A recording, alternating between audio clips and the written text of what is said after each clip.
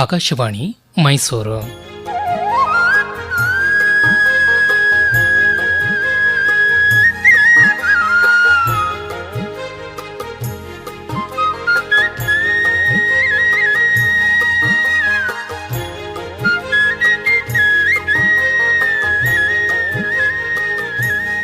ಗಾದೆ ಗದ್ದುಗೆ ಗಾದೆ ಗದ್ದುಗೆ ಗಾದೆ ಗದ್ದುಗೆ ಗಾದೆ ಗದ್ದುಗೆ ಗಾದೆ ಗದ್ದುಗೆ.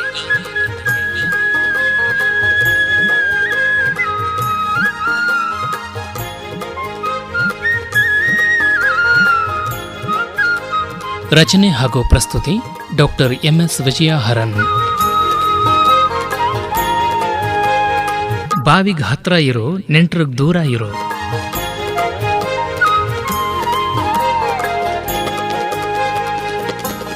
ಅಕ್ಕ ಅಕ್ಕ ಅಕ್ಕ ಬೇಗ ಬಾಕ್ಕ. ಏನೋ ರಾಮು ಹಾಗೆ ಒಂದೇ ಸಮನೆ ಕೂಗ್ತಿದೀಯಲ್ಲ? ಅಯ್ಯೋ ಅಕ್ಕ, ಎಷ್ಟು ಹೊತ್ತಿಂದ ಕೂಗ್ತಾ ಇದ್ದೀನಿ. ಎಲ್ಲೋಗಿದ್ದೆ ನೀನು? ನಾನೆಲ್ಲಿ ಹೋಗ್ತೀನಿ, ಅಡುಗೆ ಮನೆಯಲ್ಲೇ ಇದ್ದೀನಲ್ಲ.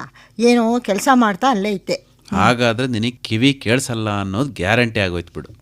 ಸಾಕು ಸುಮ್ಮನಿರೋ ರಾಮು, ನನಗೆ ಕಿವಿ ಚೆನ್ನಾಗೇ ಕೇಳಿಸುತ್ತೆ. ನೀನು ಪಿಸ್ಗುಟ್ಟಿದ್ರು ಕೇಳಿಸುತ್ತೆ, ಗೊತ್ತಾ? ಹಾಗಾದ್ರೆ ಇದೊಂಥರ ಜಾಣ್ಗಿ ಹುಡುವನ್ನು ಕೇಳಿಸಿದ್ರು ಕೇಳಿಸ್ದೇ ಇರೋ ಥರ ನಾಟಕ ಮಾಡಿಬಿಡೋದು. ಹಾಗೇನಿಲ್ಲ ಕಣೋ, ಅಡುಗೆ ಮನೇಲಿ ನಲ್ಲಿ ನೀರು ಬಿಟ್ಟಿದ್ದೆ ನೋಡು, ಹೊರಗಡೆ ನೀನು ಕೂಗಿದ್ದೇ ಕೇಳಿಸ್ಲಿಲ್ಲ. ಆಯಿತು ಬಿಡಕ್ಕ, ಈಗೊಂದು ಇಂಪಾರ್ಟೆಂಟ್ ವಿಷಯ ಮಾತಾಡೋಣ ಅಂತ ನಿನ್ನನ್ನು ಕೂಗ್ತಿದ್ದೆ ಅಷ್ಟೆ. ಅದೇನಪ್ಪ ಅಂಥ ಇಂಪಾರ್ಟೆಂಟ್ ವಿಷಯ? ಹೇಳುವಂಥವನಾಗು ಸಹೋದರ. ಹೋಗಕ್ಕ, ನೀನು ಸೀರಿಯಸ್ ಆಗಿ ಕೇಳಿದ್ರೆ ಮಾತ್ರ ಹೇಳ್ತೀನಿ ಅಷ್ಟೆ. ಆಯ್ತಪ್ಪ, ಸೀರಿಯಸ್ ಆಗಿ ಕೇಳ್ತೀನಿ. ಆಯ್ತಾ, ಹೇಳಪ್ಪ ರಾಮು, ಅದೇನಪ್ಪ ಅಂತ ವಿಷಯ? ಅಕ್ಕ, ಬೆಳಗ್ಗೆ ವಾಕಿಂಗ್ ಹೋಗಿದ್ನಲ್ಲ, ಹಾಗೆ ಚಿಕ್ಕಪ್ಪನ ಮನೆಗೆ ಹೋಗಿದ್ದೆ. ಚಿಕ್ಕಪ್ಪ ಚಿಕ್ಕಮ್ಮ ಜಗಳ ಆಡ್ತಿದ್ರು ಅಕ್ಕ. ಸರಿ, ಅವ್ರ ಜಗಳ ಇದ್ದಿದ್ದೆ, ನೀನೇನು ಮಾತಾಡಲಿಲ್ಲ ತಾನೇ? ಸದ್ಯ ಮಾತಾಡೋದೇನಂತಕ್ಕ, ನಾನು ಬಾಗಿಲ ಹತ್ರ ಹೋದೋನೆ ಜಗಳ ಆಗ್ತಿದೆ ಅನ್ನೋದು ಜೋರು ಮಾತುಗಳಿಂದಲೇ ಗೊತ್ತಾಯಿತು. ಒಳಗೆ ಹೋಗಲೇ ಇಲ್ಲ ಅಂತೀನಿ, ವಾಪಸ್ ಓಡ್ ಬಂದ್ಬಿಟ್ಟೆ. ಮತ್ತೆ ಅಕ್ಕ, ಇನ್ನೇನಪ್ಪ ಮತ್ತೆ? ಬಾವಿಗೆ ಹತ್ರ ಇರು, ನೆಂಟ್ರಿಗೆ ದೂರ ಇರು ಅನ್ನೋ ಹಾಗೆ ಎಷ್ಟು ಚೆನ್ನಾಗಿದ್ವಿ ಹಾಗೆ ಹೀಗೆ ಅಂತೆಲ್ಲ ಚಿಕ್ಕಮ್ಮ ಜೋರಾಗಿ ಮಾತಾಡ್ತಾ ಇದ್ರಲ್ವ. ಏನಕ್ಕ ಇದರ ಅರ್ಥ? ಬಾವಿಯಲ್ಲಿ, ನೆಂಟ್ರಲ್ಲಿ ಎತ್ತಣ ಮಾಮರ, ಎತ್ತಣ ಕೋಗಿಲೆ.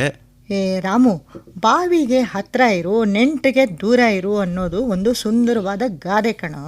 ಗಾದೆ ಅಂತ ನನಗೂ ಗೊತ್ತಾಯ್ತಕ್ಕ, ಅರ್ಥ ಗೊತ್ತಾಗ್ಲಿಲ್ಲ ಅಷ್ಟೆ ಪೂರ್ತಿಯಾಗಿ. ಪೂರ್ತಿಯಾಗಿ ಅರ್ಥ ನಿನಗೆ ಈಗ ಹೇಳಬೇಕು ಅಂತನ್ನು. ಮತ್ತೆ ಇಲ್ದಿದ್ರೆ ನೀನೇ ಹೇಳ್ತಿರ್ತೀಯಲ್ವ, ಅರ್ಥ ಸರಿಯಾಗಿ ಪೂರ್ತಿಯಾಗಿ ತಿಳ್ಕೊಳ್ಳದೆ ಮಾತಾಡಬೇಡ ಅಂತ. ಇರಲಿ. ಈಗ ಈ ಬಾವಿಗೆ ಹತ್ರ ಇರು, ನೆಂಟ್ರಿಗೆ ದೂರ ಇರು ಅನ್ನೋ ಗಾದೆ ಅಂತರಂಗ ಎಲ್ಲ ಆ ಗಾದೆಯಲ್ಲಿ ಸ್ಪಷ್ಟವಾಗಿ ಗೊತ್ತಾಗುತ್ತೆ ಕಣೋ. ಆದರೆ ಬಾವಿಗೆ ಹತ್ರ ಯಾಕಿರಬೇಕು, ನೆಂಟ್ರಿಗೆ ದೂರ ಯಾಕಿರಬೇಕು ಅನ್ನೋದು ಮುಖ್ಯವಾಗಿ ಆಲೋಚನೆ ಮಾಡಬೇಕಾದ ವಿಷಯ ನೋಡು. ಅಂದರೆ ನಾನು ಬಹಿರಂಗ ಗೊತ್ತಾಗುತ್ತೆ ಅಂತ ಹೇಳಕ್ಕೆ ಹೋಗಿ ಅಂತರಂಗ ಗೊತ್ತಾಗುತ್ತೆ ಅಂತ ಅಂದ್ಬಿಟ್ಟೆ. ಆದರೆ ಬಹಿರಂಗದ ಅರ್ಥಕ್ಕಿಂತ ಅಂತರಂಗ ತಿಳ್ಕೊಳ್ಬೇಕಾದ ಮುಖ್ಯ. ಅದೇನಕ್ಕ, ನೀನು ಆಗಲೇ ಆಲೋಚನೆ ಮಾಡಿಬಿಟ್ಟಿರ್ತೀಯ ಅನ್ನೋದು ನನಗೂ ಗೊತ್ತು. ಈಗ ನನಗೂ ಹೇಳ್ಬಿಡು, ಇಂಟ್ರೆಸ್ಟಿಂಗ್ ಆಗಿದೆ ಕೇಳೋದಕ್ಕೆ. ಅಲ್ವೋ ರಾಮು? ತೇಗನಹಳ್ಳಿಲಿ ಅಜ್ಜಿ ಮನೆಯಲ್ಲಿ ಬಾವಿ ಎಲ್ಲಿತ್ತು ಹೇಳು? ಇದೇನಕ್ಕ ಹೀಗೆ ಕೇಳ್ತಿದ್ಯಾ? ಅಜ್ಜಿ ಮನೆ ಬಾಗ್ಲಲ್ಲೇ, ಅಂದರೆ ಕಾಂಪೌಂಡ್ನಲ್ಲೇ ಇರಲಿಲ್ವಾ? ಆಹಾ, ನೀರು ಎಷ್ಟು ಚೆನ್ನಾಗಿತ್ತು. ಒಂದು ಮಾರು ಹಗ್ಗ ಬಿಟ್ಟರೆ ನೀರು ಸಿಕ್ಕೇ ಬಿಡ್ತಿತ್ತಲ್ವೇನಕ್ಕ? ನೀರಿಗೆ ಅಷ್ಟು ಅನುಕೂಲ ಇತ್ತು ಅಂತಲೇ ಅಜ್ಜಿ ಆ ಮನೆ ಬಿಟ್ಟು ಎಲ್ಲಿ ಹೋಗೋಕ್ಕೂ ಇಷ್ಟಪಡ್ತಿರ್ಲಿಲ್ಲ ನೋಡು. ಅಕ್ಕ, ಇಲ್ಲೆಲ್ಲ ನೀರು ನಿಂತು ಹೋದ್ರೆ ಎಷ್ಟು ಕಷ್ಟ ಅಲ್ವಾ? ಆ ಬೋರ್ವೆಲ್ ಬೇರೆ ಎಷ್ಟು ದೂರ ಇದೆ. ನಮ್ಮ ಮನೆ ಮುಂದೆ ಬೋರ್ ತೆಗೆಸೋಣ ಅಂದರೆ ನೀರಿನ ಹೊರತೇನೆ ಇಲ್ವಲ್ಲೋ. ಕರೆಂಟ್ ಹೋದ್ರೆ ನೀರು ಪಂಪ್ ಮಾಡೋಕ್ಕೂ ಆಗೋದಿಲ್ವಲ್ಲಕ್ಕ. ಒಟ್ಟಿನಲ್ಲಿ ಈ ಪಟ್ಟಣಗಳಲ್ಲಿ ನೀರು ನಿಂತು ಹೋದರೆ ಸಾಮಾನ್ಯವಾಗಿ ಎಲ್ಲರ ಮನೇಲೂ ಬಾವಿ ಇರಲ್ವಲ್ಲ, ತುಂಬಾ ಕಷ್ಟ ಆಗುತ್ತಲ್ವ. ಎಲ್ಲರೂ ಬೋರ್ವೆಲ್ಲು ತೆಗೆಸಿರಲ್ವಲ್ಲ. ಅಕ್ಕ, ನೀರಿಗೆ ಹತ್ರ ಇರಲಿ ಅಂತ ಎಲ್ಲರೂ ಹಳ್ಳಿನೋ ಅಥವಾ ನದಿ ತೀರದಲ್ಲೇ ಇರೋಕ್ಕಾಗತ್ತಾ ಅಕ್ಕ? ಅಥವಾ ಬಾವಿ ತೋಡ್ಸೋಕ್ಕಾಗತ್ತಾ? ಹಾಗಲ್ಲ ರಾಮು, ಹಿಂದೆ ಎಲ್ಲ ಬೋರ್ವೆಲ್ಲು, ಸಂಪು ಇತ್ಯಾದಿಗಳೆಲ್ಲ ಇರ್ತಿರ್ಲಿಲ್ವಲ್ಲ. ಆಗ ಬಾವಿ ಇರೋ ಮನೇನ ಇಷ್ಟಪಡ್ತಾ ಇದ್ರು. ಹೀಗಾಗಿ ಅನುಕೂಲ ದೃಷ್ಟಿಯಿಂದ ಬಾವಿಗೆ ಹತ್ರ ಇರು ಅನ್ನೋ ಮಾತು ಚಾಲ್ತಿಲಿ ಬಂತು ನೋಡು. ಹಾಗಾದ್ರೆ ಈಗ ಪಟ್ಟಣದವರೆಲ್ಲ ಬೋರ್ವೆಲ್ ಹತ್ರನೇ ಇರಬೇಕು ಅನ್ನೋ. ನೆಂಟ್ರಿಗೆ ದೂರ ಇರು ಅಂದ್ರಲ್ಲ ಅಕ್ಕ, ಅದ್ಯಾಕೆ? ನೆಂಟ್ರು, ಇಷ್ಟರು, ಸ್ನೇಹಿತರು ಎಲ್ಲ ದೂರ ಇದ್ರೆ ಏನ್ ಚೆನ್ನಾಕ? ರಾಮು, ನೆಂಟ್ರಿಗೆ ದೂರ ಇರು ಅಂದರೆ ನೆಂಟ್ರನ್ನೆಲ್ಲ ದೂರ ಮಾಡ್ಕೋ, ಅವ್ರ ಹತ್ರ ಮಾತೇ ಆಡಬೇಡ ಅಂತೆಲ್ಲ ಅರ್ಥ ಅಲ್ಲ. ಮತ್ತೇನಕ್ಕ ಇದ್ರ ಅಂತರಾರ್ಥ?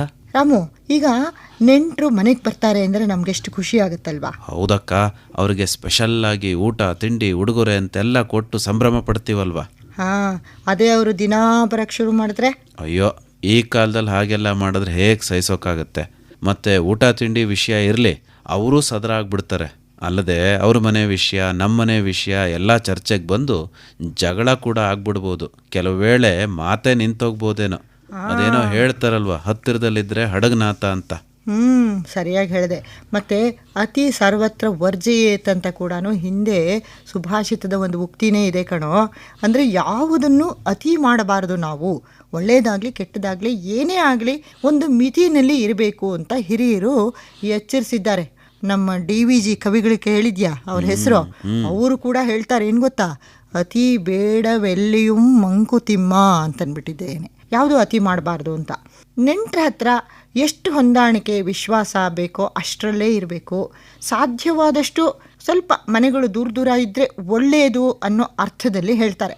ಈಗ ನೋಡು, ನೀನು ಕೇಳಿರ್ಬೋದು, ಹಾಕು ಮಣೆ ನೂಕು ಮಣೆ ಬೇಕಾ ಮಣೆ ತೆಗಿ ಮಣೆ ಅಂತ. ಏನು ಹೇಳರ್ಥ? ಇಲ್ಲ, ಹೇಳಕ್ಕ ಚೆನ್ನಾಗಿದೆ. ಈಗ ಇದು ಒಂಥರ ಗಾದೆ ಅಂತಲೇ ಅಂದ್ಕೊಳ್ಬಹುದು. ಯಾರೋ ಮನೆ ಅಳಿಯ ಮನೆಗೆ ಪಾಪ ಬಂದಂತೆ. ಮೊದಲನೇ ದಿನ ಬಂದಾಗ ಅವನಿಗೆ ಅಯ್ಯೋ ಅಳಿಯಂದ್ರು ಬಂದರು, ಮಣೆ ಹಾಕಿ ಅಂತ ಮನೆಯವರೆಲ್ಲನೂ ಮಣೆ ಮೇಲೆ ಕೂತ್ಕೊಳ್ಳಿ ಅಂತ ಉಪಚಾರ ಮಾಡಿದ್ರಂತೆ ತುಂಬ. ಆಮೇಲೆ ಮಾರನೇ ದಿನಾನು ಅಳಿಯ ಬಂದಾಗ ಮಣೆ ಬೇಕಾ ಅಂತನ್ಬಿಟ್ಟಿದ್ದೇನೆ ಕೇಳಿದ್ರಂತೆ.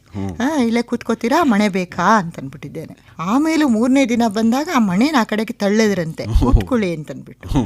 ಆಯ್ತಾ? ಇನ್ನೊಂದು ಸಲ 4ನೇ ದಿನ ಬಂದಾಗ ಅವ್ರಿಗೆ ಮಣೆ ಹಾಕಕ್ಕೆ ಹೋಗ್ತಿರ್ಬೇಕಾದ್ರೆ ಇನ್ಯಾರೋ ಬಂದು ಅಯ್ಯೋ ತೆಗಿ ಮಣೆ, ನನಗೆ ಬೇಕದು ಮಣೆ, ಬೇರೆ ಬೇಕಾಗಿದೆ, ಅವ್ರ ನೆಲದ ಮೇಲೆ ಕೂತ್ಕೊಳ್ತಾರೆ ಬಿಡು ಅಂತ ಹೇಳಿದ್ರಂತೆ. ಅಲ್ಲಿ ಏನು ತಿಳ್ಕೊಬೇಕು ಹೇಳು ನಾವು? ಅದೇ, ಪ್ರತಿ ದಿವಸ ಹೋದರೆ ಮರ್ಯಾದೆ ಇರೋದಿಲ್ಲ ಅಂತ. ಅಂದರೆ ತುಂಬ ಸದರ ಆಗ್ಬಿಡಬಾರ್ದು ನೆಂಟರ ಹತ್ರ ಅಂತ. ಇದಕ್ಕಿಂತ ಮುಖ್ಯವಾಗಿ ಏನಂದರೆ, ಒಂದು ಪಕ್ಷ ಹಾಗಿದ್ರೂ ಕೂಡ ಅನಿವಾರ್ಯ ಕಾರಣಗಳಿಂದ ನೆಂಟರಿಷ್ಟರು ಎಲ್ಲ ಹತ್ತಿರದಲ್ಲೇ ಇದ್ದರೂ ನಾವು ಸದಾ ವಿಶ್ವಾಸದಿಂದ ಇರಬೇಕಾದಂಥ ಎಚ್ಚರನ ವಹಿಸಬೇಕು. ನೆಂಟು ಮತ್ತು ವಿಶ್ವಾಸಗಳನ್ನು ಗೌರವಿಸಬೇಕು ಅಂತ. ಖಂಡಿತ ಅಕ್ಕ. ಹಾಗಿದ್ರೆ ಒಂದು ಪಕ್ಷ ಮನೆಯಲ್ಲಿ ಬಾವಿ ಇಲ್ದಿದ್ರು, ಬೋರ್ವೆಲ್ ಹತ್ರ ಇಲ್ದಲೇ ಇದ್ರು, ಎಲ್ಲರೂ ಹೋಗಿ ಒಂದೊಂದು ಕೊಡ ನೀರು ತಂದ್ರು, ಪ್ರಾಬ್ಲಮ್ ಸಾಲ್ವ್ ಆಗ್ಬಿಡುತ್ತಲ್ವೇನಕ್ಕ? ಹೌದು. ಮತ್ತು ಈ ಪ್ರಾಬ್ಲಮ್ಮು ಮನೆ ದೂರ ಇದ್ದರೂ ಮನಸ್ಸುಗಳು ಹತ್ತಿರ ಇರೋದಕ್ಕೂ ಖಂಡಿತ ಅನುಕೂಲ ಆಗುತ್ತೆ. ಮತ್ತು ಈಗ ನನ್ನ ಪ್ರಾಬ್ಲಮ್ ಸಾಲ್ವ್ ಮಾಡೋದು ಹೇಳು. ಏನಕ್ಕ ನಿನ್ನ ಪ್ರಾಬ್ಲಮ್ಮು? ನಾನಿಲ್ವಾ, ಸಾಲ್ವ್ ಮಾಡ್ತೀನಿ, ಬೇಗ ಹೇಳು. ಆಫೀಸಿಗೆ ಟೈಮ್ ಆಗ್ತಾ ಇದೆ, ತಿಂಡಿ ಬೇರೆ ಮಾಡಿಲ್ಲ.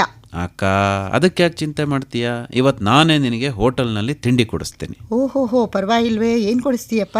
ನಿನಗೇನು ಬೇಕು ಹೇಳಕ್ಕ, ಎಲ್ಲ ಕೊಡಿಸ್ತೀನಿ. ನಮ್ಮ ಅಕ್ಕ ತಿನ್ನೋದು ಹೆಚ್ಚೋ, ನಾನು ಕೊಡಿಸೋದು ಹೆಚ್ಚೋ? ಎಲ್ಲಕ್ಕಿಂತ ನಿನ್ನ ವಿಶ್ವಾಸನೇ ಹೆಚ್ಚು ಕಣೋ. ಹಾಗಂತ ಈಗ ಹೋಟೆಲ್ ಪ್ರೋಗ್ರಾಮ್ ಕ್ಯಾನ್ಸಲ್ ಮಾಡಿಬಿಡ್ಬೇಡ. ಬೇಗ ರೆಡಿ ಆಗು, ನಾನು ಸ್ಕೂಟ್ರ್ ಸ್ಟಾರ್ಟ್ ಮಾಡ್ತೀನಿ. ಮತ್ತೆ ನಿಮ್ಮ ಭಾವನೂ ಕರಿ, ನಾನು ಬಂದ್ಬಿಟ್ಟೆ, 5 ನಿಮಿಷದಲ್ಲಿ ರೆಡಿ ಆಗಿಬಿಡ್ತೀನಿ. ಭಾವಾ, O my dear ಭಾವಾ.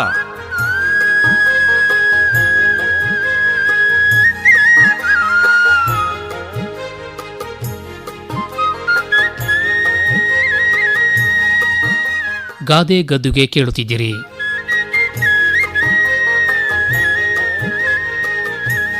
ರಚನೆ ಹಾಗೂ ಪ್ರಸ್ತುತಿ ಡಾಕ್ಟರ್ MS ವಿಜಯ ಹರನ್.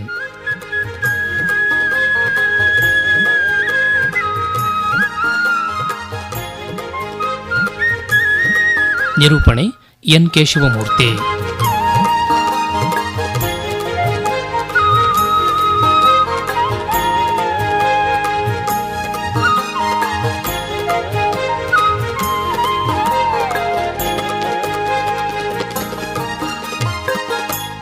ಈ ಕಾರ್ಯಕ್ರಮ ಆಕಾಶವಾಣಿ ಮೈಸೂರು ಕೇಂದ್ರದಿಂದ ಮೂಡಿಬಂತು.